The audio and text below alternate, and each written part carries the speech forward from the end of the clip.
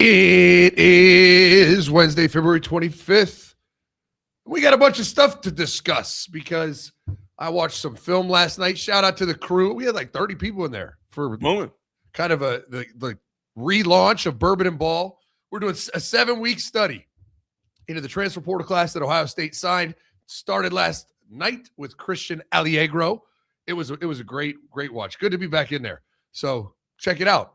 It's on menacesports.com. I highly encourage you check it out. It's an all 22 film breakdown. But Chris, how the hell are you on this fine hump day? I'm doing all right. I'm excited to talk about that. I'm excited to talk about linebackers, and it kind of lines up perfectly because today, actually, we have the linebackers that arrived yesterday for check-in are talking to the media. Now, two linebackers that everybody wants to hear from and talk to are Ohio State linebackers, and I monitor this very closely. Every single year, the guys that go to the draft, the guys that are highly coveted guys go to the draft, they all get asked about who should NFL people be looking out for in the class behind them, like who's up next. And I was intrigued by their answers, so I want to discuss that and then kind of tie Alliegro into that. But it looks like, just real quick, and I have a segment for it. Arvar Reese is doing everything. Yeah. And it feels like a lot of the top dogs, Zach, are competing. I love that, and I think it always should be that way. I think it's absolute garbage when people sit out of drills and sit out at 40s. It's like, what are you afraid of? Like, your film speaks for itself. I understand the business side of it, why they do it. Absolutely understand it. Or maybe they're not, not a great tester, or their 40 time can only hurt them, not going to help them. But you look at a guy like Arvell, he's projected top 5. Like, what the fuck's he need to work out for? But he's going to do it anyways. I love that kind of dog mentality. Well, and think about where he went to high school, dude. Like, I'd be shocked if anybody from Glenville decided not to test. Like, this is kind of like a moment for them. I mean, Ted, to be senior, would probably be like, you got to go test. But like, he's testing, Sonny's testing. Dude, Jeremiah Love is testing. Yeah.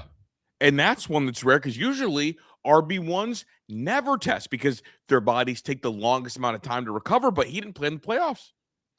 Yeah, but I think he knows those numbers are only going to help him. Oh, yeah. Like, as much, I don't know how much help you can get because he's going to be RB1. They're mocking him top 10, dude. You know who they think he's going to go to? A lot of the mock drafts? Who? The Chiefs. Oh, I did see that. Yeah, top 10 to the Chiefs. Yeah, of course. Fucking Mahomes tears his ACL and they end up with fucking Jeremiah Love. Yeah, and then, I mean, and they're going to be bad this year. They could end up with Jeremiah Love and Jeremiah Smith. Oh, God. Can you imagine? And if you're the NFL, you got to step in. Can't let it happen. You can't let Mahomes get Jeremiah Smith. There's no way. On a rookie deal, too, you would then have Jeremiah Love and Jeremiah Smith on rookie deals. We're getting way ahead of ourselves, dude. How the hell are you? I'm good. Can't complain. Complain. Got a big trip to Orlando coming up Thursday evening, like late afternoon. We're taking off for the Sunshine State, and I decided we're not going to go to South Florida. We're going to go to UF, to Gainesville, to show Quinn and Justine Gainesville. Neither of them have ever been. Well, that's exciting. I don't think I've ever been to Gainesville either. I'm pretty pumped about it.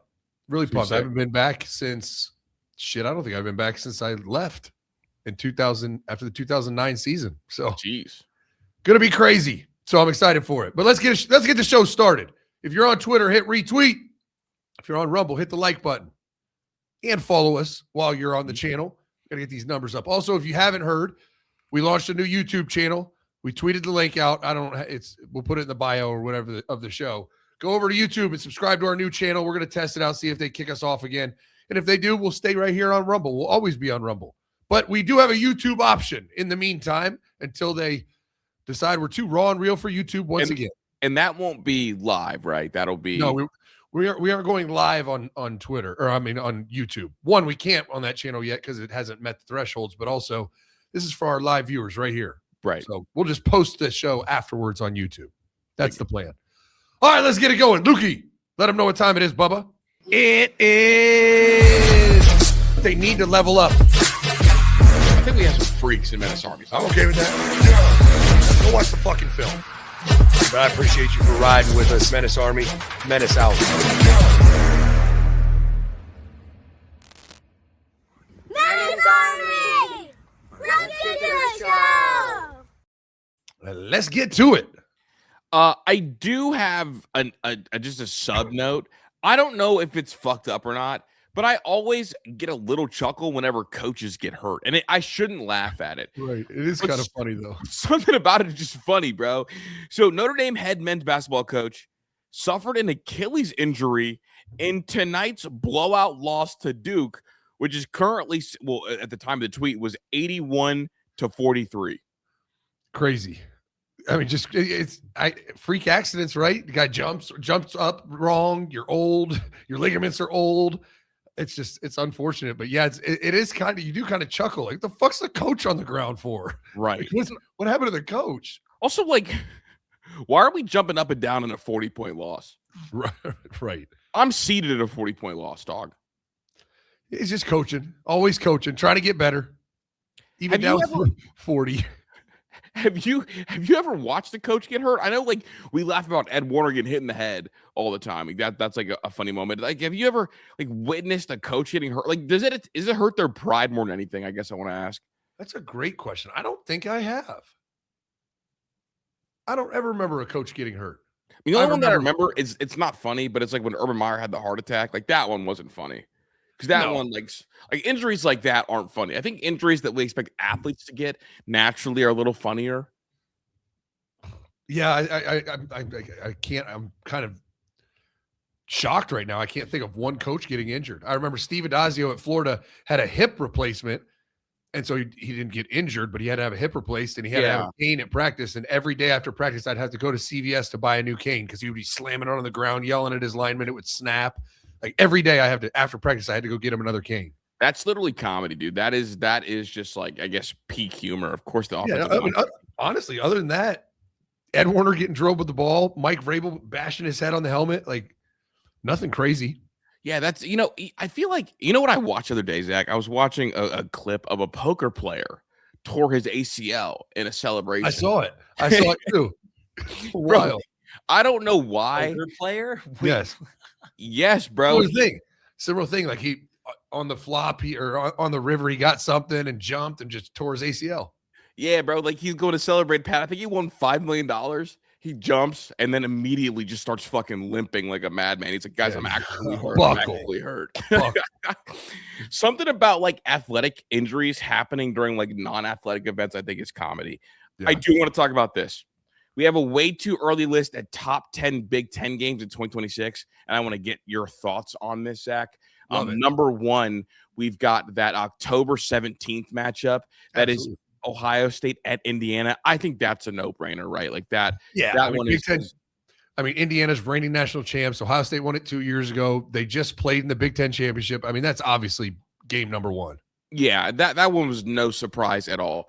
Game number two, Ohio State at Oregon. That one also, I think, checks out, does it not? Yeah, absolutely. Michigan at Ohio State at 3.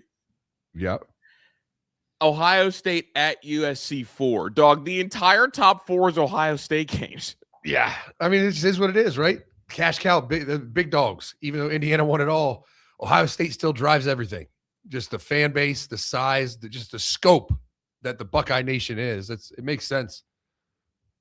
Number 5, you have Washington at Oregon, which I'm actually slightly surprised that that's ahead of Indiana at Michigan. Dog, I am buying as much stock as I'm allowed to as an Ohio State fan in Michigan. I think they're going to be really fucking good this year. I really do. I think they are too.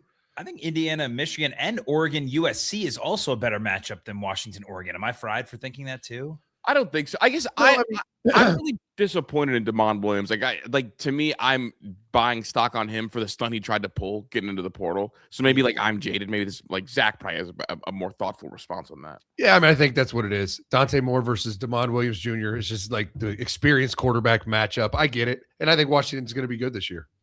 But Zach, do you like that matchup more than you like Maeva versus? Yeah, see, Maeva Moore to me is a more electric.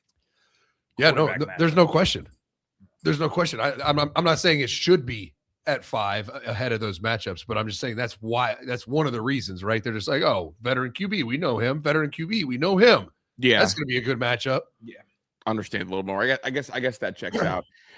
You have Northwestern at Michigan State at number 8. That one I thought was the funniest one on this whole list. Absolutely. The Fitzgerald Bowl. Yeah, the Fitzgerald. I like it. I like it. I love it. Who would have ever thought that Northwestern Michigan State would be one notch higher than Penn State, Michigan? Yeah, and 2 notches higher than Michigan at Oregon. Right. Zach, how many times on this list, you're just looking at it, how many times on this list do you see Ohio State getting, are they going to get, or how many times are they on the big noon kickoff with this schedule? Oh, boy. 3. I would say probably 3 out of those 4 games. The only one they won't be is the at USC because that's West Coast. But the top 3, they'll all be big noon games. Yeah. Yeah.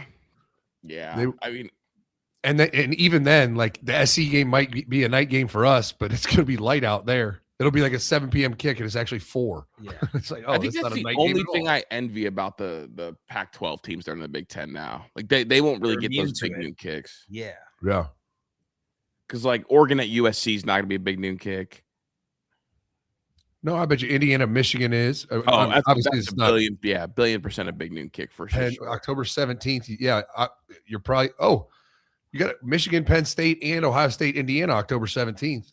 Yeah, so that means like CBS is going to get a good game that week, right? Because they'll just get they'll get the Penn State at Michigan. So Michigan, Penn State will be a night game. Yeah, or a 3:30 game maybe. Yeah, it could be. Because I think CBS has a 3:30 slot. I think ESPN has the night slot because nobody wants to fucking grow up hair and challenge ESPN. It's so corny. So corny.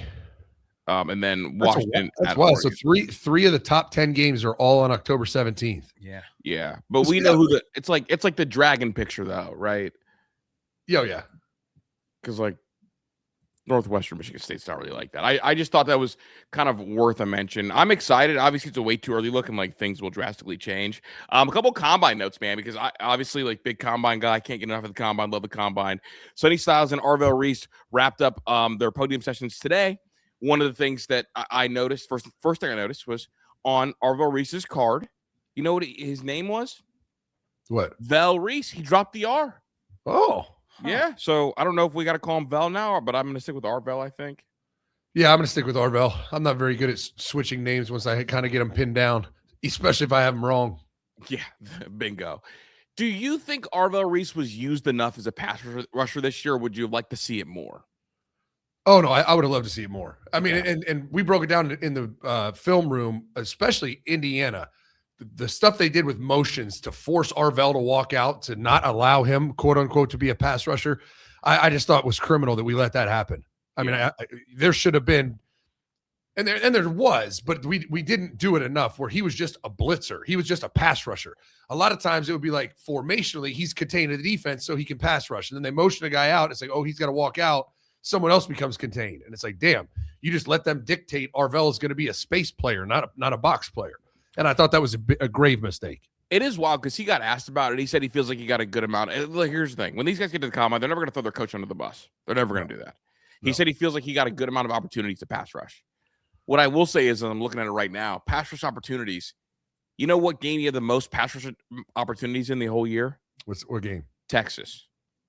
First game of the year. That, to me, feels criminal in this, right? Yeah.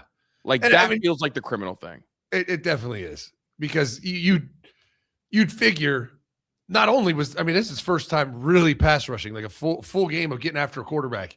You figure as he gets better and better, you'd want him to be that guy. You'd want to develop him into the dynamic pass rusher that I think he became, and then unleash it all the time. Yeah, because like we saw it in spurts later on in the year, Zach. It was crazy. Like he was legitimately sending shockwaves through tackles' bodies. Like you were seeing guards bobblehead. Like you saw the violence, the explosion. Like at times, like the Washington game in particular, like he rocked a couple of those guards and those tackles, but less pass rush opportunities than against in the Texas game. And I thought it was intriguing that he got asked about that because look, virtually every NFL team that is going to have the chance to draft him, where do they want to play him at? Right, defensive end. And the complaint is, I'm not sure we can draft him too because he has such limited tape as a pass rusher. Like, look, we know Abdul Carter is kind of the same kind of thing, right? Mm-hmm. But Abdul Carter played a ton as a freshman, played a ton as a sophomore, and then played exclusively defensive end as a junior before going to the draft. Arvell Reese, we saw him sparingly as a sophomore, and then every now and again as a pass rusher. And I think that's going to be the complaint or the worry that GMs have in terms of him as a number 2. I mean, we're talking about someone potentially mocked at number 2 to do the job, he did the least in college. Yeah, there's no doubt. There's no doubt. I mean, you look at all these splits. I mean, even the Indiana game is the one I always reference. He only had 6 pass rushes and 22 snaps in coverage. That means 28 times they faced a pass, and only 6 times he was provided an opportunity to rush the passer, and he created 2 pressures out of it. Two out of 6. That's 33%. That's pretty freaking good. Dude, 2 out of 6. I think you send that guy more than that. Yeah, 2 out of 6 is Hall of Fame level. And the next thing is, I don't know if you, I guess, looking into the interviews, Sonny Styles got asked, hey, look, like, Arvell's a pass rusher. Are you a pass rusher too? Like, why didn't you get to rush the passer as much? And his response was, well, as a junior, I felt like I put on tape the ability to rush the passer, and I was okay with Arvell being that freak athlete. Do you think there is some value in Sonny Styles potentially being a pass rusher at the next level, or do you think he's true linebacker through and through? I mean, I think it's good. When they evaluate linebackers, they want to see how you pass rush. One, so if you're like Arvell, you say, oh shit, we could put together some packages where he is just playing stand up D end. Yeah. Or in a 3-4, he's perfect for that linebacker / D end hybrid. And a guy like Sonny, you're talking a more traditional linebacker that in blitz situations, you can see what his pass rush looks like, right? I don't think Sonny's going to be in that conversation that we talk about Micah Parsons, Arvell Reese, those guys that are going to actually play like a hybrid D-end linebacker, where Sonny's going to play true linebacker, but his pass rush skills definitely play into the formula when you talk about him as a blitzer. It's weird because, like, Sonny has an outside linebacker body, but the way he talks about his position, like, he talks about himself like he's a true Mike. What position do you see Sonny Styles fitting in the NFL? Is he a Mike? Is he a Will? Or is he one of these new age positionless floaters? It's kind of what he's always been, right? He started at safety his first year, moved to linebacker. Now we're talking about pass rushing. I mean, I think he's I don't think he, I mean, I'm not saying he can't play the middle linebacker spot, but 6'5", 245 or 250, whatever he is, he's definitely big enough. I don't know if he's strong enough, but his glaring positive trait here is his athleticism at his size, and that screams outside linebacker, like will linebacker to me. I think in a 4-3 he could play Sam also. He's got the length to match up any tight end. I mean, I think he could play all 3 positions truly. And in the NFL, they play more 3 linebacker looks than they would at Ohio State too. Yeah, team dependent. It's all personnel match, you know. Yeah, and again, like most teams, like I don't know, like teams are not going 4 wide in the NFL that often. Because no, but there's a lot of nickel defense in the NFL. A lot. Well, yeah, I mean, defensive ends are just too good, generally speaking. Mm-hmm. But yeah, no, you're right. So they got asked about James Laurinaitis, and Sonny said, "I benefited." Oh no, this is Arvell. No, yeah, this is Arvell. Yeah, I benefited a lot from him. It's always good to have somebody who played the game and was in the same shoes as you. He poured a lot into me. I took a lot from him. Is he the linebacker version of Hartline? Do you expect like kind of these two going top 10 could feel a lot like when Chris and Garrett went top 10 and all of a sudden it was rocket fuel from then on? Is this kind of his Hartline moment? This is it. James Laurinaitis has the opportunity to become the best recruiter in college football. Now he needs the NIL. The difference between now and 5 years ago, he needs the NIL, pockets to work in his favor. But I don't see how a young, charismatic, played in the NFL. I mean, he is truly the defensive Hartline. Mm-hmm. And if he needs to absolutely make that the goal. Like, all right, I'm going to go sign the top 2. I'm going to sign two 5-stars every year, every fucking year. And it's going to become an NFL factory at linebacker. I mean, it's like eerily similar to kind of the Hartline ascension, right? Like, yeah, he walked into a room with a 5-star already, like a talented room. He got 2 that are projected to go top 10. He also has coming in Sincere Johnson, who number 1 linebacker in the country, and has Riley Pettijohn. It legitimately feels like a lot like the mold that Hartline went under, like on when he came in for you. And part of it is he needs to be at the draft. He absolutely needs to be at the draft. Oh, absolutely. He needs that FaceTime, man. Yeah. It's recruiting. I mean, as much as you want to go to the draft, and I never went to the draft. As much as you would want to go to be there for your player, and that's a big part of it. Obviously, you probably have a close relationship with one of your great players. You want to be there to see him realize his dream, all that other stuff. But make no mistake, selfishly, it's really good for recruiting. For all the high school linebackers that you're recruiting to watch the draft, see you on TV, sending your 2 players, they can visualize themselves becoming a first rounder and having James Laurinaitis sitting at the table with them and their mom. Like, it becomes real when you see him on TV. It's huge for recruiting. Dude, I can't remember what recruit Heartline texted this to, but I remember hearing the story when it happened, when those two went first round, whatever year that was, that as soon as like Garrett's name got called or Chris's name got called, he texted whatever recruit he was trying to get, like, hey, this will be you if you make sure you make the right decision. And that kid ended up committing. And it's like, that's just like a crazy flex and like a huge opportunity to kind of do something cool. And I guess he called a kid too, do the same thing. So I think that we're kind of heading that direction. And it helps to have Sincere Johnson already locked in place to kind of take the torch and be the next like freak monster. Reese got asked about the next group of linebackers at Ohio State. The one he went to immediately point out was Peyton Pierce, saying Peyton is going to be an animal.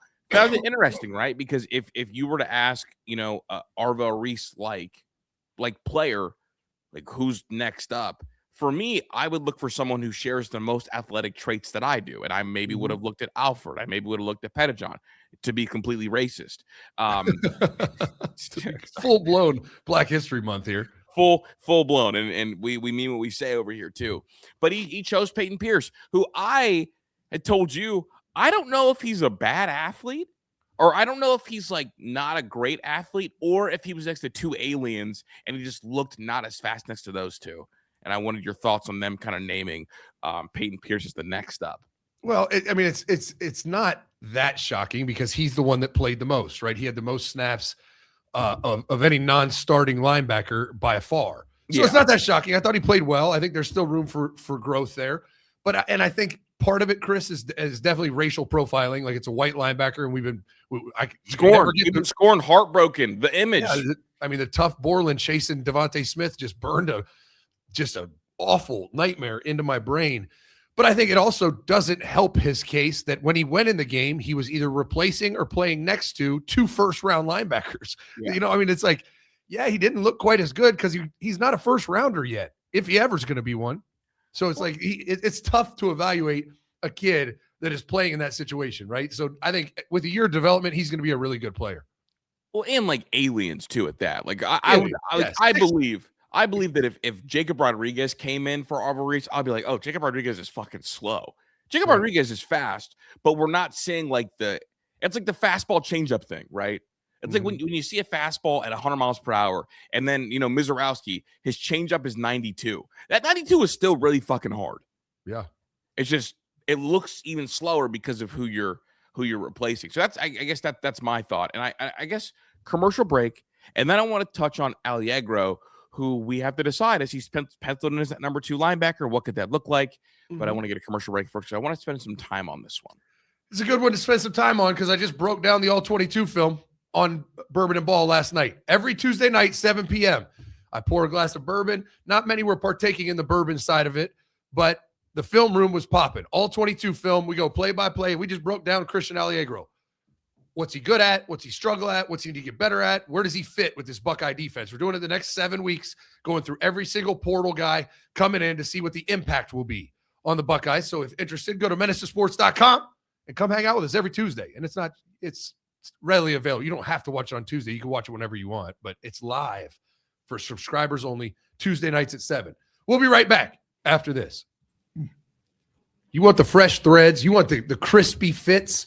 Mizzen & Main is my go-to. When I need to dress nice, I found Mizzen & Main about 6 months ago, and they are the best.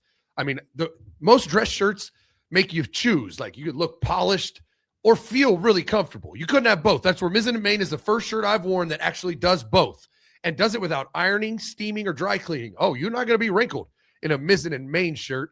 They make classic menswear with performance fabrics, so it's effortless to look sharp and still feel great. They're my favorite shirts I've ever worn. Right now, Mizzen & Main is offering our listeners 20% off your first purchase at mizzenandmain.com. Promo code MENACE20. That's Mizzen, spelled M-I-Z-Z-E-N, and Main, M-A-I-N.com. Promo code MENACE20 for 20% off. Mizzenandmain.com, promo code MENACE20. And if you'd rather shop in person, you can find Mizzen & Main stores in select states. We're back. We are back. You did Bourbon and Ball last night. Gave a look at Alliegro, and let me say this. I think I'm a little bit jaded. I have not watched the Bourbon and Ball yet. I will later today. I'm a little jaded because when I was cutting up Ty Simpson highlights yesterday, there was a Ty Simpson game where he outran Alliegro. Yeah. And for me, I'm scorned because Alliegro is supposed to. Well, Ty Simpson's not athletic if it's back injury. Ty Simpson, but you broke down a full game, and Tackett Curtis was in the mix too. I knew Tackett Curtis transferred there. Those that don't remember, Tackett Curtis was the number 1 linebacker on Ohio State's board. Jim Knowles lost out on him to USC. We cut on the film room his freshman year. He's starting and might have been the worst football player I've ever seen playing football. But started as a freshman. Yeah. Hit the portal, went to Wisconsin. I knew that, forgot about it. Wait, you're gonna skip over why he's such a menace lure legend. You said that he's stiffer than a wedding day dick. Yes. And I mean, I don't know how I didn't figure it out, Chris. I'm watching Christian Alliegro, and the whole time I'm like, damn, I'm glad we're getting this kid because number 4 is stiff as shit. He's stiffer than a freshman's dick at homecoming. Like, I'm saying the same type of shit.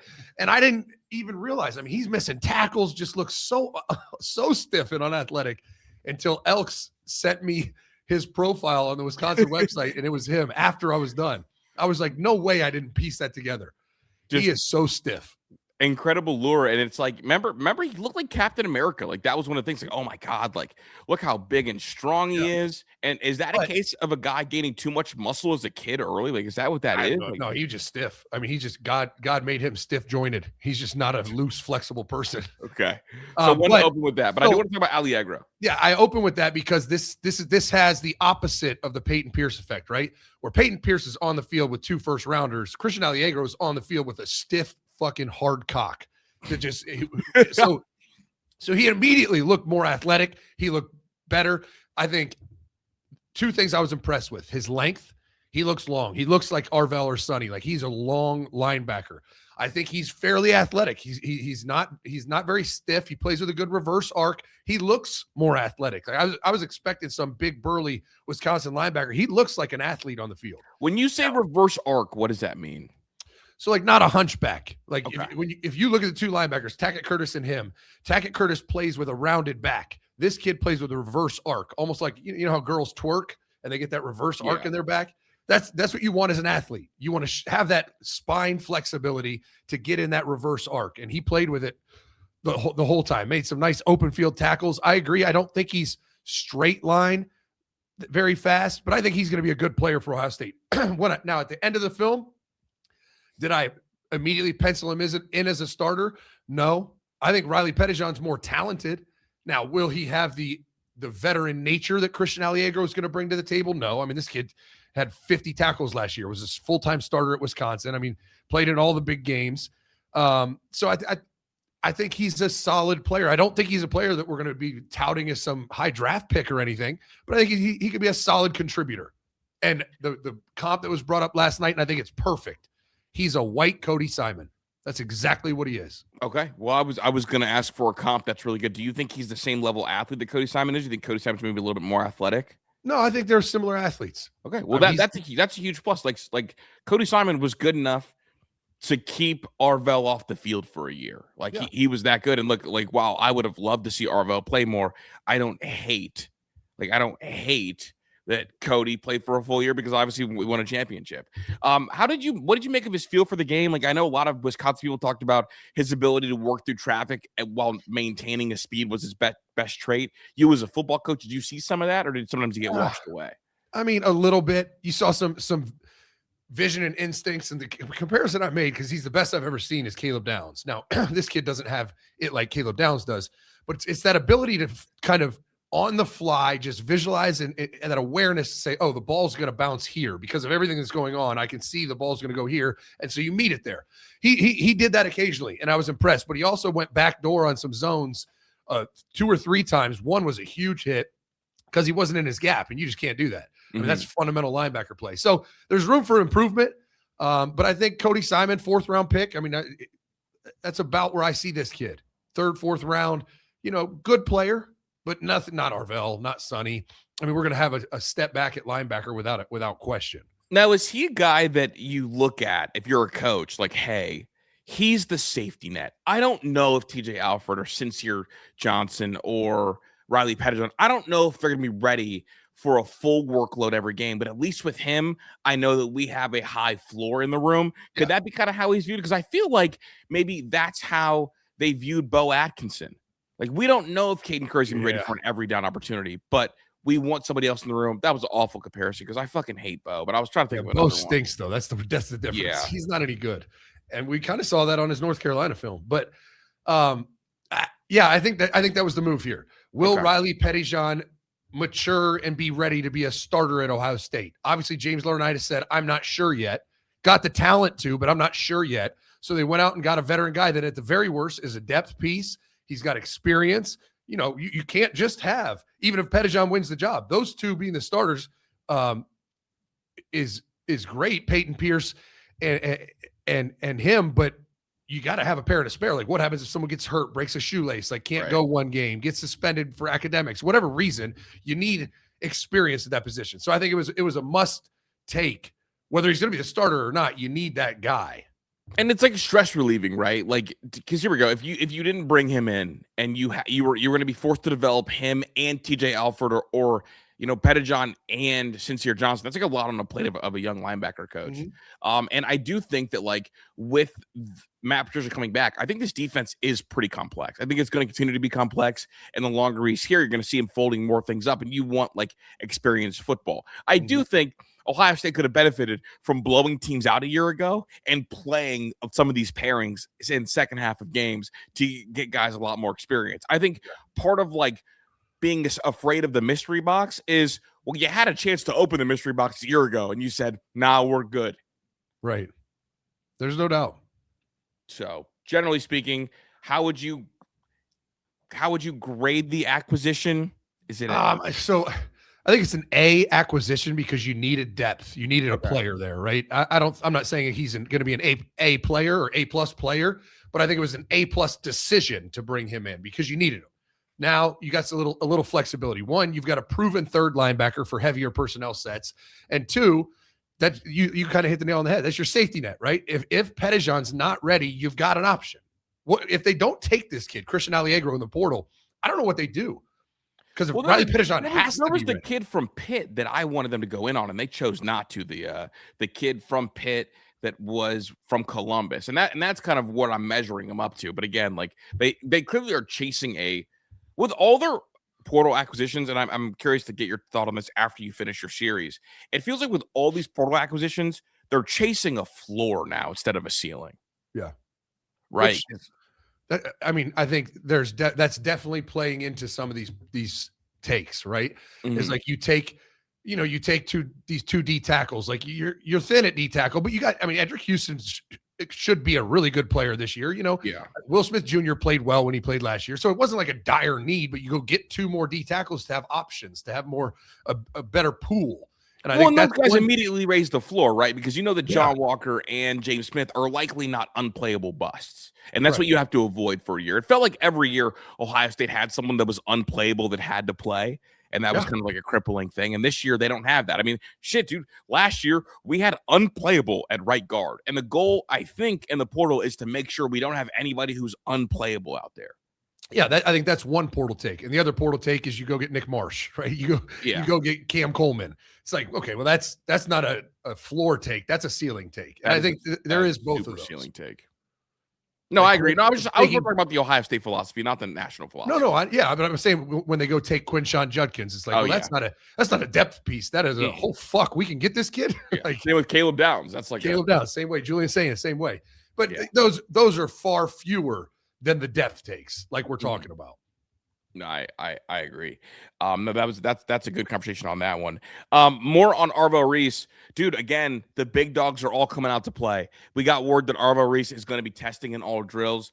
I feel like he is a 4-5 guy. I feel like he's going to blow the bench press away, and I think he's got a chance to really wow some people with the shuttle. I think he is going to. Him and Sonny Styles, I think in the entire draft, are going to have the two highest relative athletic scores.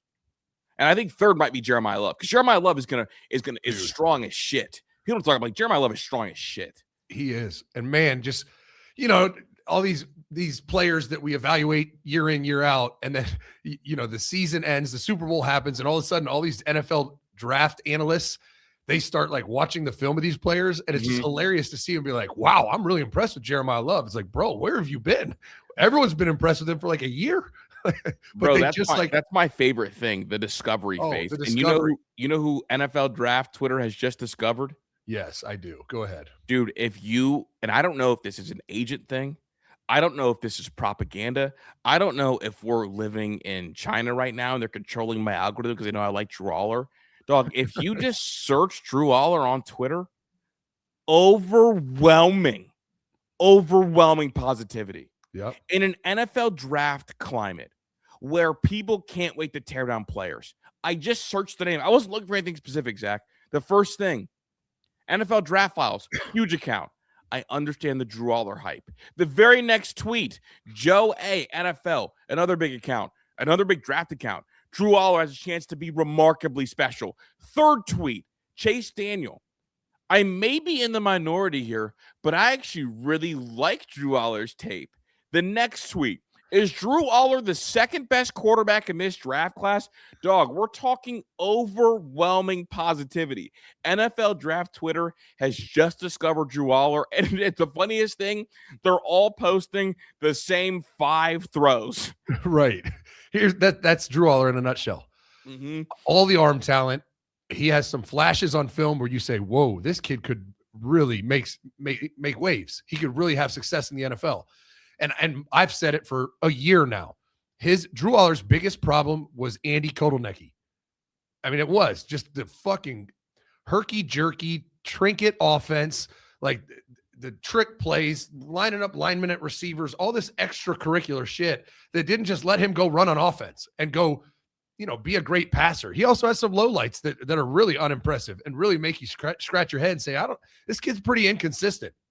One minute he looks like this, the other minute he looks like that. So I think, and it's going to work in his favor, right?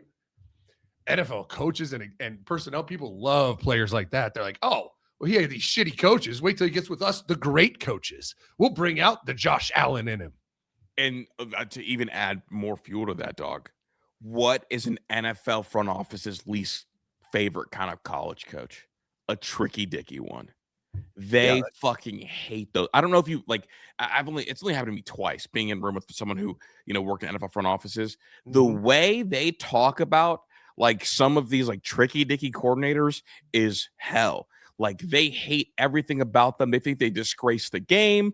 They think they're not good for offense. They think their shit only works because nobody plays defense. They hate these individuals. And it's not even like Kotelnicki, like the smoke and mirrors offenses. It's just any non-NFL offense, right? Right. Like Urban Meyer's offense, scouts hated it for quarterbacks, especially because it was just so different from pure drop back. It was a lot of hard play action, a lot of single wing run game and play actions off of that. And like it just wasn't consistent with NFL offenses, and so they hate it. I agree. They hate that, but I think they hated that offense. I think these NFL execs actually hate Big 12 OCs. Like they never give them a shot to come up. Like here we go. Urban Meyer got a chance to come up, but Andy Kotelnicki, I don't know if he'll ever be able to touch an NFL playbook at any point because I think people hate him. No. Because we've seen the experiments, right? Bring Chip Kelly to the NFL. Let's see if his no huddle offense works. And it did work for a little bit, but then it kind of. But even Chip Kelly was less tricky dicky than Kotelnicki. Like I like Kotelnicki. That should tell you everything you need to know about an OC. Oh yeah, I've never seen anyone that was more trick dicky than Andy Kotelnicki. Bell's nickel, I call him. If you're Drew Allar, I guess can you give some words of advice to Drew? Like if you're Drew Allar and you get asked about like Andy Kotelnicki, should he be complimentary or should he be like, this was not geared for me? Like I don't know how he handles that. If I was him, I would just make generalized statements like, I really like Coach Kotelnicki. Like I appreciate everything he did for me, but obviously we saw the result on the field. It didn't work out. And I wish we would have had a better plan, something like that, like where he is very general. I wouldn't take shots at him for sure, but I would also make it known, like, I'm kind of bummed that was what we went with. like we fired. I mean, who did they have before? Shit, he was at Ohio State. He's from Ohio. Mike Yurcich.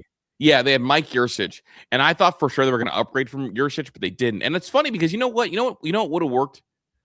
Kotelnicki would have worked if Bo Prabula was there. Probably. It would have worked. But also, dude, fit your scheme to your personnel. Like, I don't want to hear that bullshit. I agree with you on that front. I watched Urban Meyer with Dwayne Haskins completely abandon his offense. Mm-hmm. He's like, this kid can't run, and he throws the fuck out of the football. All right, Ryan, just call one of them NFL offenses. Yeah, let's do one of those. Realistically, now that we know Drew Alllar is throwing, I don't want to say it, but do you think he could sneak into the top 2 rounds? Yeah. Oh, dude, what are you talking about? Where did Anthony Richardson get drafted? Anything 5. Is possible. This kid breaks the fucking combine record for miles per hour velocity and makes good throws. He's big. He's going to look the part in shorts and a t-shirt. I mean, he definitely could. He can make any moves he wants. He could be in the conversation for number 1 overall. They don't give a fuck about film. Show me a pretty ball in Indy. Dude, I think he's gonna throw a ball 75 yards in the air at the combine. And I'm not even being like hyperbolic. Yeah. Like I think because I think Anthony Richardson threw 170 yards in the air.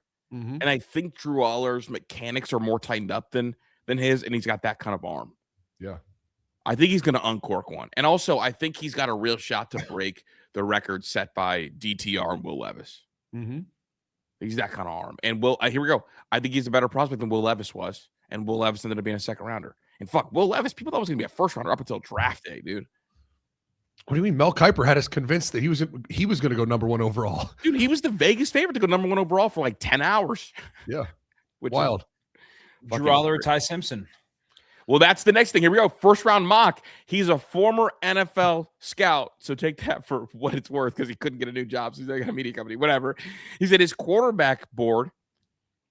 Never mind. This is the worst quarterback board I've ever seen. I was going to say, this is a fucking atrocious. Yeah, no, that's a bad one. Anyway. Jalen Daniels 3 spots ahead of Fernando Mendoza. Yeah, this has to be an old one. Fucking me? This has to be an old one that I grabbed. It has to be. I was just grabbing the top tweets. I guess that's a great question from Pat. I think I trust Ty. I trust Ty Simpson more than I trust Drew Allar. But if I'm in round 2, I'm drafting Drew Allar ahead of Ty Simpson. Just you're a trait guy. Well, in round 2, Zach, what can I do? I can bank on development. I can bank on you sitting for 2 years like you're Jordan Love. Like I can bank on that. Yeah. So if I'm round 2, I'm assuming I have a quarterback ahead of him. I don't know. Where are you at? Okay, then tell me this. Where do you think is a good landing spot for him? Vikings. That was a quick answer. Yeah, I've thought about it too much because I would love nothing more for than Drew Allar to take the job from JJ McCarthy. We're talking about the 2 unpolished guys. One of them make a throw. It's like, what the actual fuck? And then next throw, it's like, wow, it's a really great throw. Huge talent. I would love to start a civil war on that front. But realistically, the ends of the Chris Drew spectrum too for quarterback play. But realistically, Rams is the best location for him. I would say Rams, Chargers, maybe with Justin Herbert. Chargers, I don't think Justin Herbert's old enough, I guess, if that makes sense. Yeah, that's fair. What about the Steelers? That'd be a great landing spot. Steelers is, but it sounds like they want to give Will Howard a shot. Which I'm all about. Me too. Rams, you know what Rams feels like? The Rams feels like when the Packers drafted Jordan Love. Everybody knew, not even close to ready. But boy, the traits are there.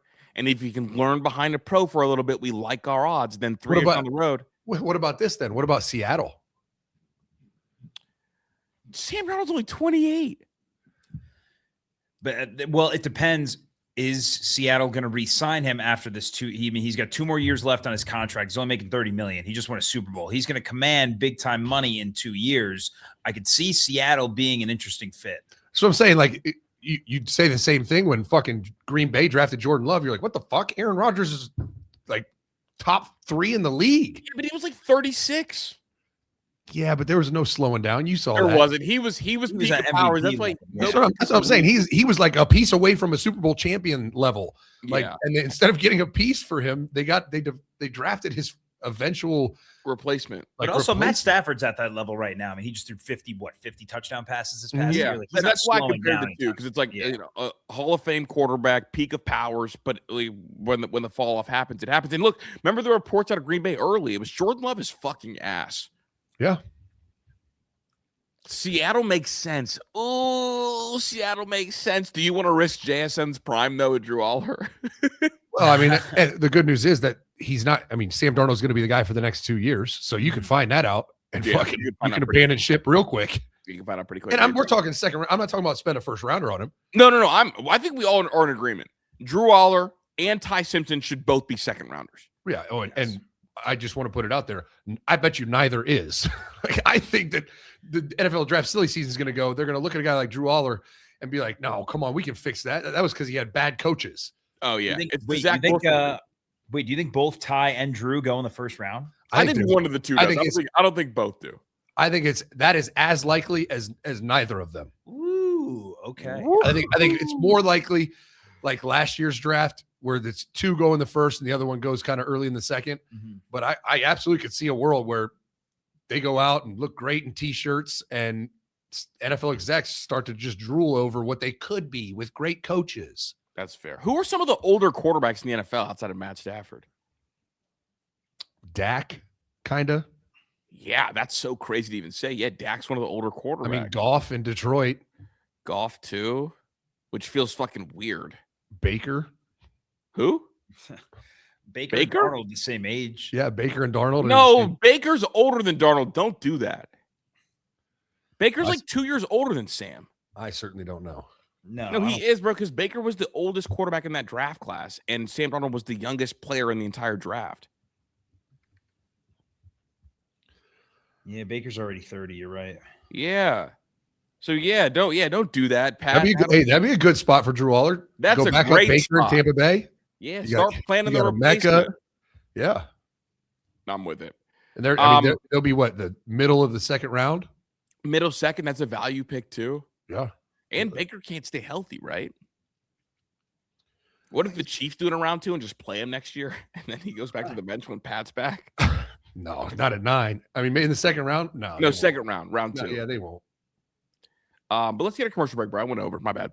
Sounds good. We'll be right back after this. Menace Army, I've got a life hack for you. Delete Me, our sponsor. Delete Me makes it easy, quick, and safe to remove your personal data online at a time when surveillance and data breaches are common enough to make everyone vulnerable. After what I went through with my situation getting fired from Ohio State, and then obviously this show, my personal security, my family security is really important to me. My privacy is worth protecting. I signed up for Delete Me, and it's exactly what I wanted. It deleted my information off the random servers that are out there that collect data, and now it monitors those same servers every month. So if something of mine pops up, it deletes it off. It's a game changer when it comes to privacy. Take control of your data and keep your private life private by signing up for Delete Me. Now at a special discount for our listeners. Get 20% off your Delete Me plan when you go to joindeleteme.com/menace and use promo code menace at checkout. The only way to get 20% off is to go to joindeleteme.com/menace and enter code menace at checkout. That's joindeleteme.com/menace, code menace. All right, here's another piece to the healthy journey that I've been on for about a year and a half now. And that is peptides. And Gobi Meds is my solution to get everything I need for my health. They offer Somorelin and NAD pluses for qualifying patients. And Somorelin is not a steroid. It's a peptide that I've been using that increases your body's natural growth hormone production. And the best part is it's not one of these companies out here to lock you in on a subscription and charge your card every month and come to find out it's not worth it. That is not Gobi Meds. There's no subscription, no hidden fees, no memberships required, and free shipping. You literally can't do better than this. With Gobi Meds, you can be healthy with options starting at just $99 per month. Go to gobimeds.com/menace and use code menace for $50 off. That's GOBYMEDS.com/menace, code menace for $50 off. Prescription products require a medical consultation. Compounded drugs are not FDA approved. See gobimeds.com for full safety and prescribing information. There you have it. Gobi Meds. That's the one-stop shop, baby. We're back. Okay, dude, is Summerall putting a little bit too much pressure on himself? He told Andy Staples that he felt like he was talking to himself during a conversation with Urban Meyer during the coaching search. He said, we talked about how you build a football team, and that's something I'm very passionate about. I felt like I was talking to someone I was able to tap into their wiring. I felt like I was talking to myself a little bit. He could feel that way. I do worry about him being this loud about it. Yeah, we didn't get to him yesterday, but the fucking Kirby Smart Mario Cristobal roast John Summerall thing was fucking and then him catching strays where Kirby Smart was like, hey, you got your work cut out for you because ever since I've been at Georgia, you're the fourth coach I've had to go against. Bro, he opened up with Steve Spurrier's daughter is a realtor. She's making a lot of money. Making a lot of money on the Florida coaching searches. Yeah, I thought it was great. But I think, you know what? Go guns a-blazing. Put all the pressure on yourself. Like, I like his energy. I think you need to have that type of confidence or cockiness to especially to rebuild, especially to bring a program back, let alone, you know, Lane Kiffin goes into LSU. I mean, LSU's been on the cusp every year. Florida's been down bad. Mm-hmm. And I think you got to have a little different mentality. I call me jaded as a Florida grad, but I fucking like what the guy's doing. I really do. I think my favorite thing about him is that he's not going to call his own plays. I think that ended up being Billy's downfall. I think Billy did a good job in terms of program building, in terms of like roster building, but I think Billy was so set in his own ways to call his own plays, which is so bizarre, Zach. 'Cause I don't know if you know, he was never an OC. He was an OC maybe I think one other time in his entire career. Yeah. And things obviously went left, but I feel like I like John's staff. I worry about him being loud with like who he feels like, but if he really believes it, he believes it. And I'm excited about Summerall. Hey, call me crazy. That's just a young Signetti. That's all. Young Sig? A young Sig. He's got the confidence. He's like, man, I was talking to a Hall of Famer, Urban Meyer. Man, I felt like I was talking to me. Mm-hmm. Like I am really him. Google me. I mean, he's got a little young Signetti to him. Now that can backfire real quick if they fucking get curb stomped by everybody. But I mess with it. I think what I like is that they were competitive against P5 schools when he was in the G5. Like, for me, that's a really good thing, to the point where a lot of P5 teams are going after their players. Mm-hmm. That is a huge plus to me, at least. Absolutely. So that's where I think he's a little bit different than good old Billy Napier. So shout out John Summerall, man, and I'm hopeful, and obviously they have Philo, and I'm excited about him. Okay, dude, I'm sorry to do this. Remember, what was it? Friday, Bediako got denied. He filed an injunction. The next one got denied. He filed another one. The next one got denied. Yesterday, filed another one. He's filed an emergency motion with Alabama's Supreme Court seeking an interim injunction against the NCAA. This is after yesterday I told the story that he got rejected. Have you seen the picture of that Gucci book bag that's hanging on by one string? Yes.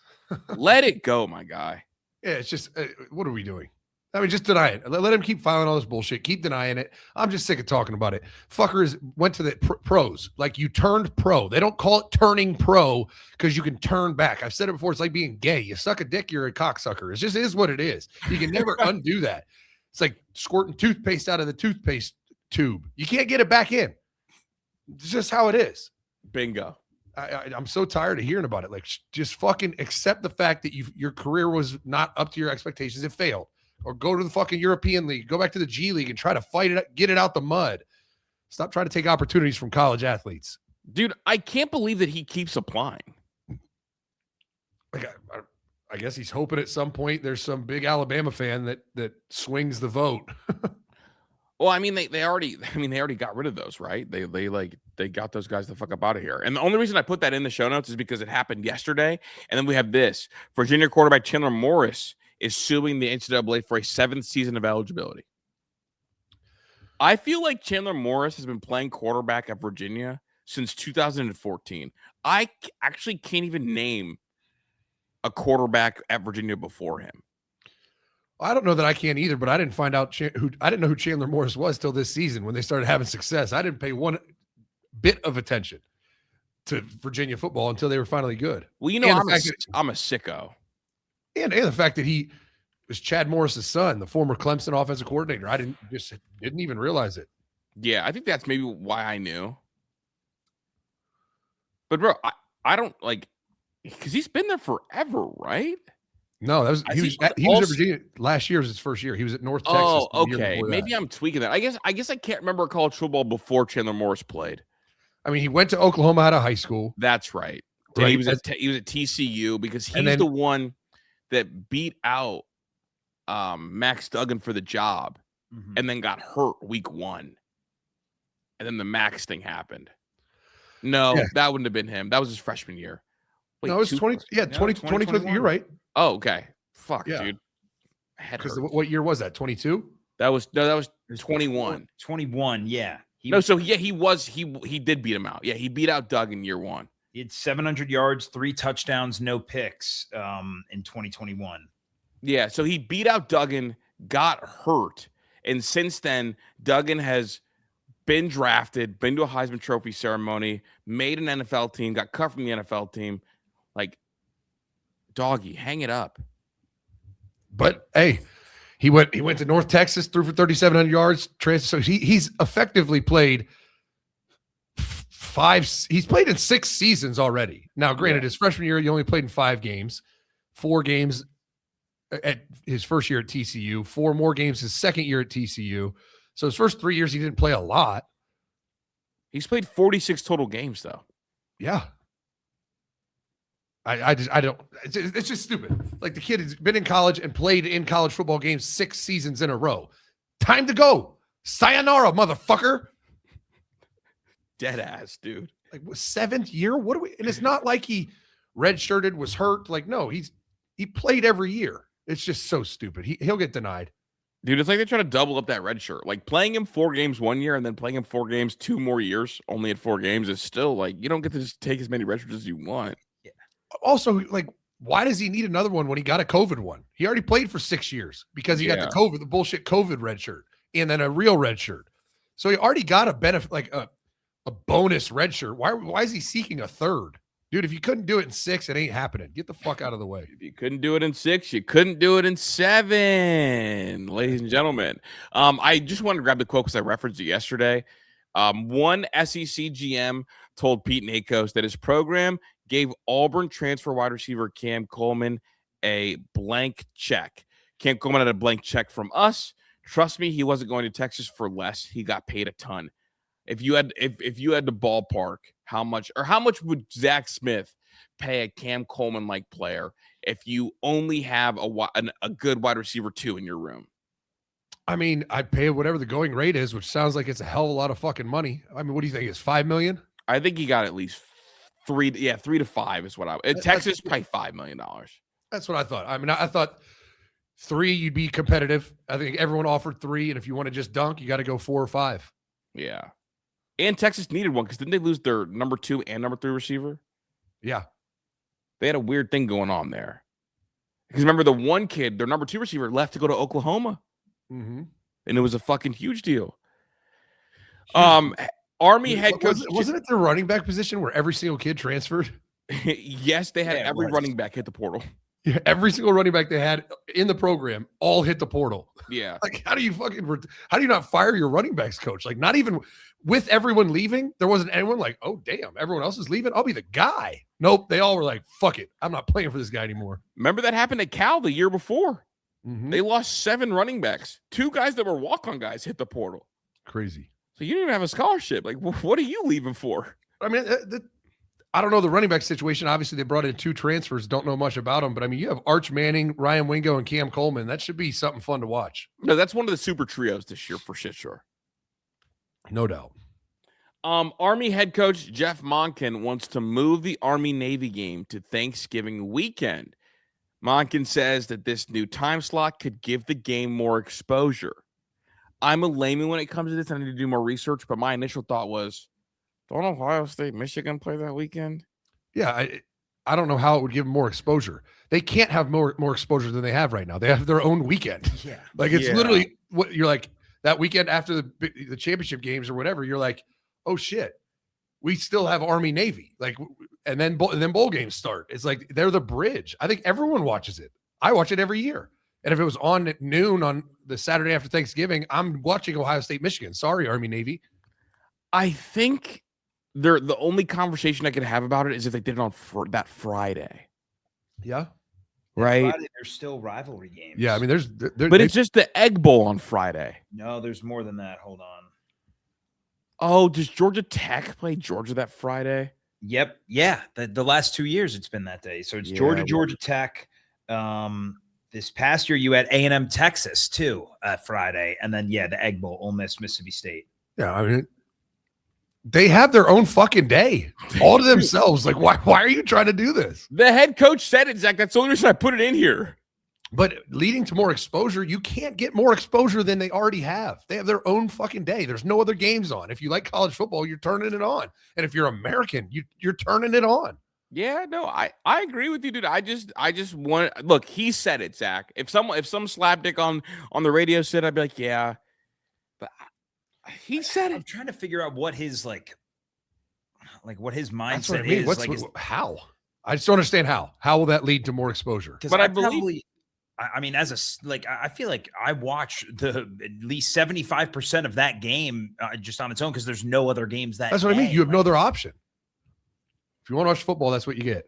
I believe the Navy AD said something, and I was talking to somebody about it, how like the math might work out, but it's still tricky. I don't know. And I'm like, I don't know enough about it. Initial jump reaction was like, whoa, no fucking way.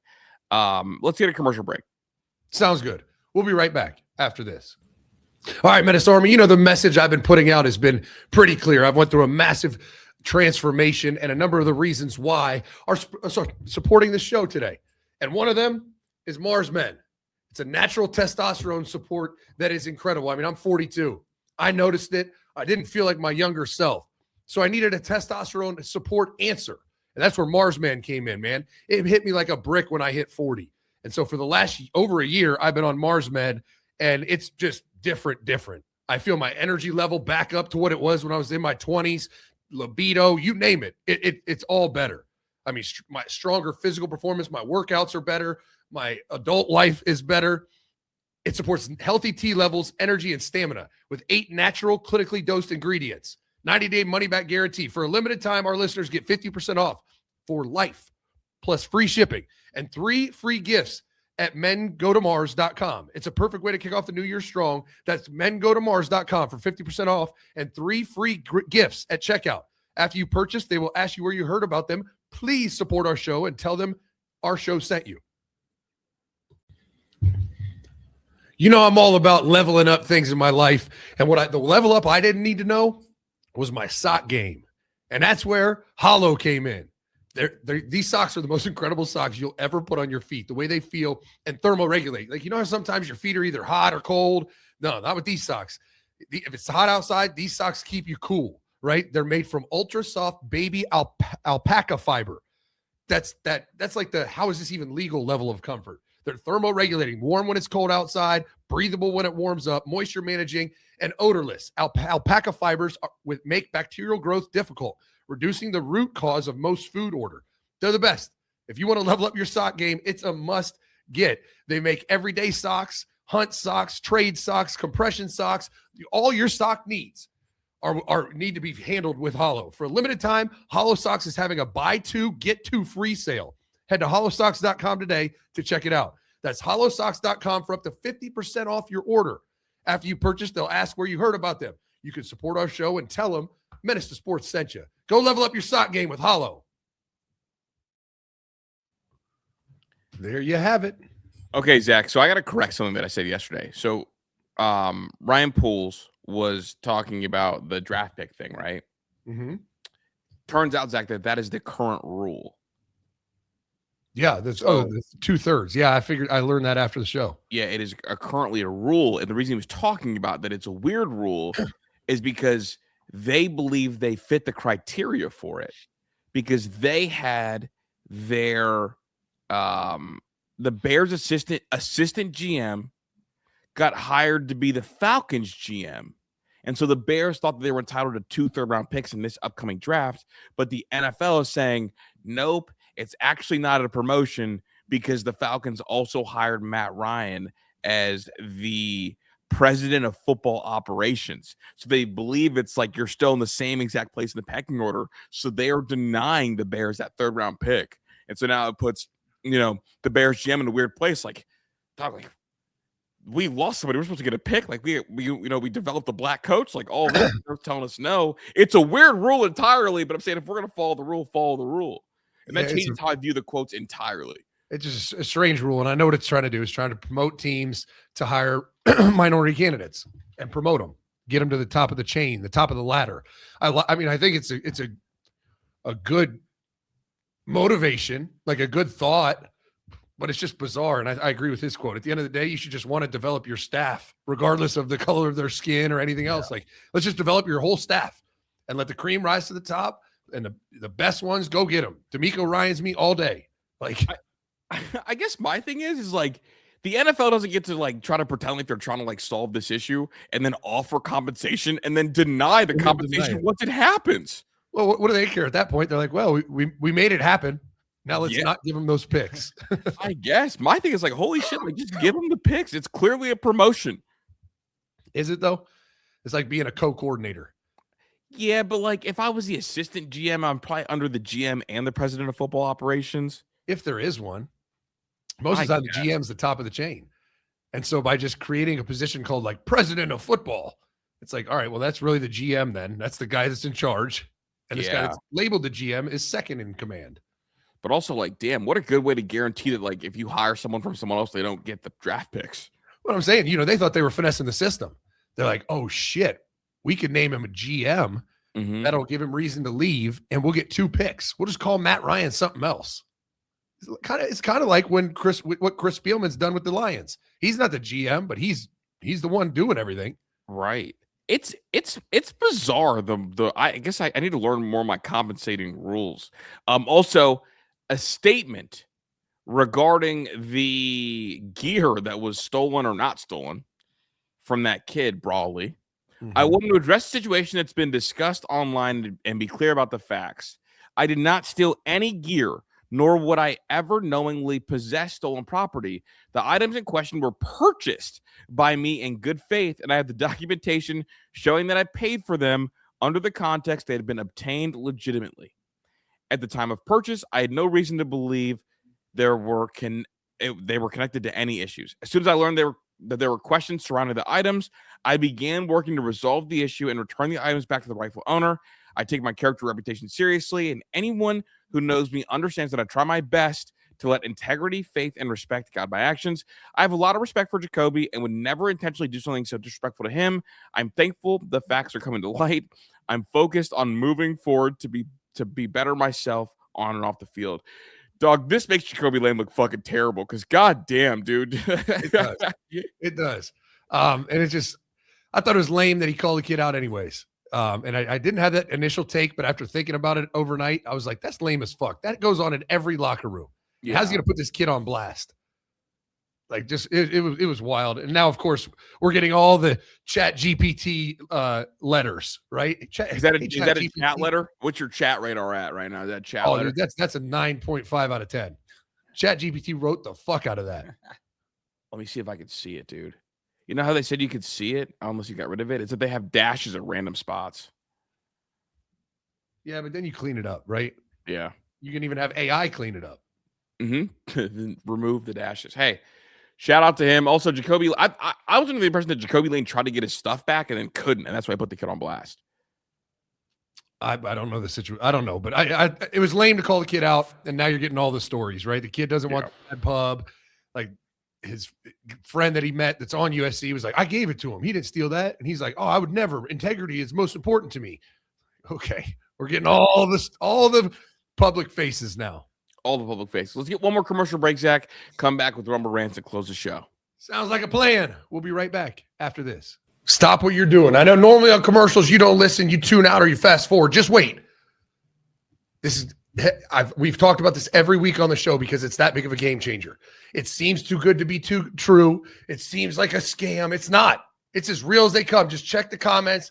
Go read on social media.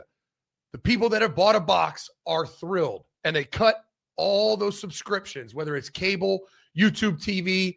I had one female Menace Army member message me on Facebook and say they were spending $350 on their cable bill. I'm like, oh my God, that's a box a month. Go to getabox.com right now and get a box. You don't ever have to pay for anything. You'll get every movie, every game, every movie ever made. Just get a box. And you don't ever have to pay Netflix, YouTube TV, none of it ever again. One-time purchase. Now, if you got multiple TVs, you're going to need multiple boxes. But it's well worth it. I bought 2 boxes, cut everything, and within 4 months, they paid for themselves. And now I'm just saving money every month. You got to check them out. Go to getabox.com right now. Promo code Menace gets you $25 off, and go get you a box and say, bye-bye, Netflix, bitches. Our whole goal here is to level up, and that's why we handpick our partners. It's no longer reading reads that I don't want to read. And this one hits as close to home as you could possibly hit, and that is Awaken 180 weight loss. Amongst the journey, our journey with Awaken 180, I mean, I'll show my journey. Here's my journey before and after Awaken 180. It took me 3 months, lost 30 pounds, and the difference is very obvious, right? I didn't even work out during my 30-pound weight loss and started hitting the gym after I went on maintenance. Awaken 180 is a game changer. They deliver 4 of your 5 meals a day. They a very detailed, personalized plan because they give you a one-on-one coach. You meet with your coach every week. They also send you a scale. You can't cheat on this program. They send you a scale. All that data goes to your coach in the Awaken 180 app. It's never been easier to lose at minimum 5 pounds a week. I lost over 30 pounds. I think 32 pounds in 6 weeks. And then my brother signed up. Guess what he lost? 33 pounds in 6 weeks. It is a home run. It works. And all you got to do is spend a little time and go get a consultation. Awaken180weightloss.com. Sign up for a consultation and just invest in yourself. My life is entirely and completely different because of Awaken 180 weight loss. It's a game changer. Forced accountability, everything catered and just handed to you. All your meals right there. Open them up and eat them. It's so easy if you just commit to do it. Go to Awaken 180 Weight Loss and get a consultation because guess what? Your health insurance might cover it. And if not, if you have a flex spending account, an HSA, you can use that to pay for it. Go get a consultation and change your life, Menace Army. You won't regret it. No, you won't. That's we got Paul Skeens on the bump today, man. Oh. It means something to me. Where's Livy? I'm waiting for the broadcast to show her. Just want to see. Just interested. Wonder what she's up to these days. What do you think she does for fun? Probably a bunch of round offs. Just like in the parking lot. Yeah. All right, let's get Elks, thanks for the one. As much fun as Bourbon and Ball was last night and saw some good and bad from Alliegro, the best part was number 4 meathead, Timu Katzamoyer, no special himself, Tackett Curtis. Zach, I'll meet you in Gainesville. Just wild, dude. Wild. Dude, I mean, I didn't pick up on that because I was literally roasting him just like I was when he played at USC. Same fucking conversations and everything. And it never dawned on me, oh shit, he transferred there. I completely forgot. Is it a blessing that we didn't land him? And isn't that crazy? That was Jim Knowles' top prospect, not just linebacker, top prospect. Because that's a level of stiffness you can't hide. Like I'm sure he had some big hits because he's a big kid, but man, is he stiff. Keel, thanks for the one. Zach, are you going to meet up with Elks for a Disney trip and some Dole Whip? No, not a Disney trip and Dole Whip, but I'm trying to get in touch with the Florida volleyball coaches or staff or whatever, just so Quinn can see their facility. I can get you linked up with the Akron staff, the Akron volleyball staff. That doesn't help me, Chris. I'm going to be in fucking Gainesville, Florida, unless they're going to be in town. Wait, Zach, you know we're going to be in Florida at the same time. Really? Dude, I told you I'm going to Florida this weekend too. That's right. I don't know how far anything is from anything. I do have family live in Florida, so I'm not telling them I'm going. But I'll be in Tampa. Oh, yeah, it's not far. 2 hours from Orlando, hour and a half, hour 45, depending on where you are. There we go. And Pat's going to be back home. Damn, I should have picked USF over Florida then, because you would have been right there. You could have come with. Yeah, it is crazy. I guess I didn't even dawn upon me. We were kind of like lining up days where we're both going to be out of town. And it's like, dude, we're going to be in Florida at the exact same time. Right. Do the show from the beach. Fly, do you head back Monday? Monday, like late afternoon. We fly out of Orlando. Same. I fly back late afternoon Monday. There you go. Yes, we'll be on the same flight. No, we will not. I'm flying out of Tampa. Yeah, but if there's a layover, is it a direct flight? It's a direct flight. Yeah, I would fly from Tampa to Orlando. Give me a break. If you both like laid over, went to Atlanta or something, like Charlotte. No, I'm flying straight there. I don't know what Zach's doing. I don't have any idea, bro.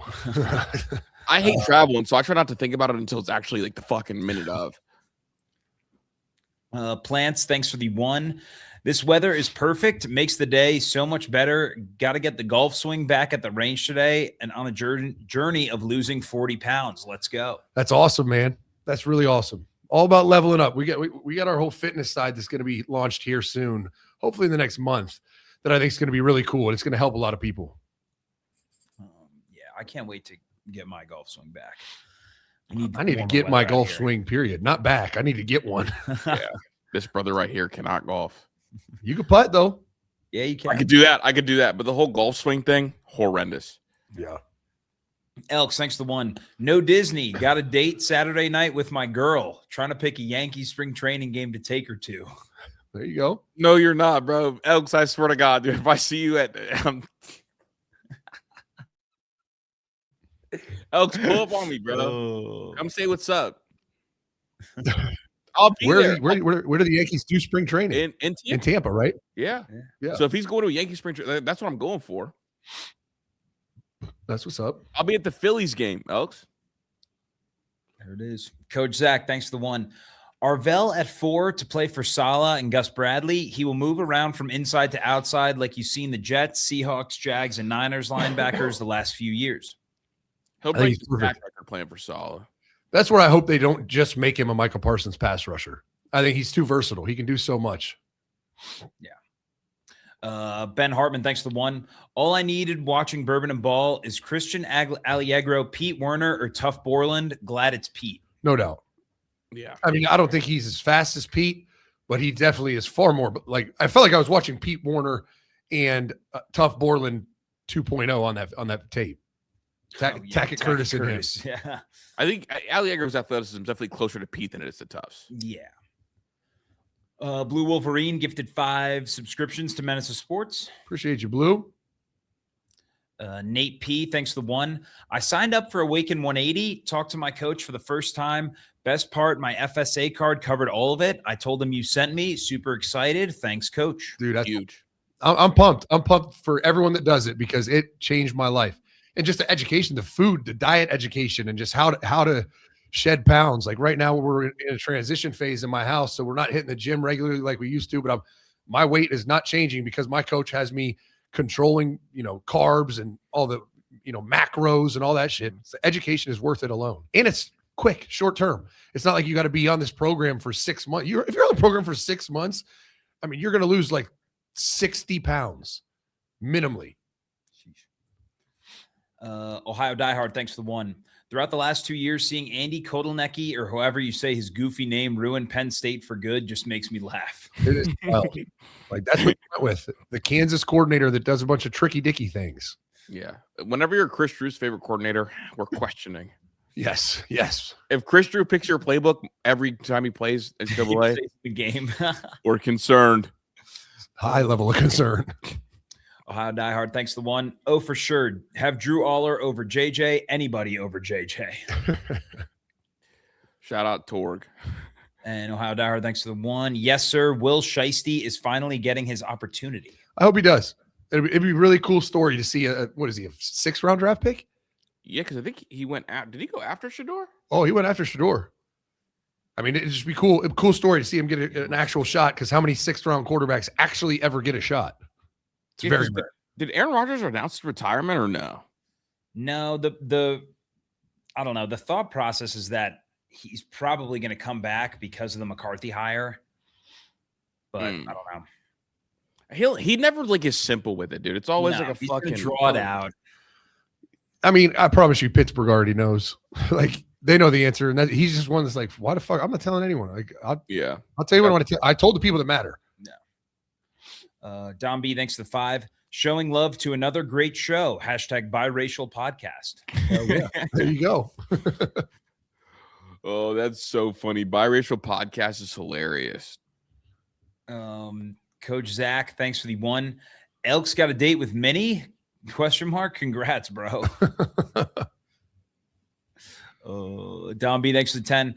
Hey, Chris, I'm fucking proud of you. I think I see a widow's peak showing from under that hat. You represent the hairline struggle and you didn't quit.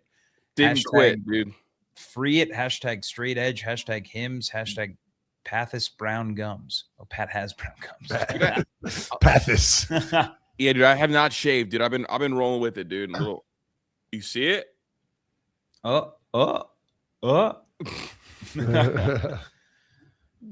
Strip tease. Coach Zach, thanks for the one. When I say it rains, it pours. I'm not kidding. Need some prayers, Army. Have to have stomach surgery in April to fix a hernia and just found out. Might have some serious heart problems. Can't get a break. Damn. That's Praying for you, Coach Zach. That's for sure. Big prayers. Don B, thanks for the one. Chris Drew's favorite coordinator is RuPaul. Chill out. They also just showed Livy on TV. Bottom of the first for those who keep track. Yeah. Shout out North Jersey legend, Livy Dunn. You know, Pat tried to shoot a shot with her, Zach, back in the day. I believe it. No, I didn't get a chance to. She was at Davies the one night I wasn't there, dude. And the other bartender texted me. He said, yo, I just shot my shot with Livy. He's like, you should have been here. I was like, God fucking damn it. I was so pissed. Ben Vargo, thanks for the one. Is that all just drag routes at Don? The RuPaul offense. Oh, drag routes. Actually, I like the offense then. I like drags. I bet you do. Like drag routes, not drag. Yeah, drag routes. Coach Brock, thanks for the 10. I got offered the assistant wide receivers coaching position from Akron University by Coach Rodriguez and had to turn it down because of my Navy contract obligations. Can't wait to get out. LOL. Damn. That kind of sucks. But Damn. it's good you got an opportunity, right? At least you probably can have some confidence that you'll get another one when you're able to take it. I'm about to go apply for that job. You should. Zach Smith for a day. Dude, what the fuck? I can't apply for that job. Joe Moorhead would send me home so quick. Dom B, thanks for the one. Ben, it's drags, hooks, and curls. You know what I wish, Zach? I wish that in the meta glasses, like I could like broadcast what I'm looking at to you. And it would be like you coaching, right? You're in my ears. Right, you have a little headpiece in or earpiece. Remember the SpongeBob episode where he's taking his driving test and Patrick's giving him all the house. Like how soon, Zach, till I got fired if you were in my headset like that? Could you think I could do it? Yeah, we could get it done. At Akron, I feel like I could be a long-time coach if that was the case. Yeah, we could get it done. Yeah. Elks, thanks the one. Y'all see someone track Zachariah Branch's routes and 61% were screens. LOL. Yes, I did see that. Shit, we talked about it all year, I was gonna say we've been on that. For I've been on that all season. Literally the least surprising stat of all time ever. Those are all the Rumble rants we got. I love it. Nice little hump day show. Go get your freak on, Menace Army. Hey, and just help us out. If you go search Menace Sports, Menace_sports on YouTube, the channel will pop up. Go subscribe. We're trying to build that up. We're doing it as a side project because some people really like YouTube. And so for now, it's an option. If you want to watch it on YouTube, we have full confidence that they will find out and strip it down, or these fucking catty bitches that reported us before will report us again. We have no faith that it's going to be there, but for now, it's an option. You can go search it on YouTube, find us on Rumble, or just watch on the podcast. But I fail to mention it enough. If you listen to the podcast form on our website, for our lowest tier gets ad-free podcasts, 0 ads on the entire podcast, and you get an RSS feed. It goes right to your phone. It pops up just as if it was on Apple Podcasts or anything else. So if interested in ad-free shows, go to menacesports.com. Also, Bourbon and Ball every Tuesday. Had a banger one last night. Christian Alliegro. We have a 7-week study of the transfer portal class. I'm fired up for it, man. I might even throw some bonus episodes and do a couple players twice. So stay tuned for that. Go over to menacesports.com. We appreciate you. Menace Army. Menace out.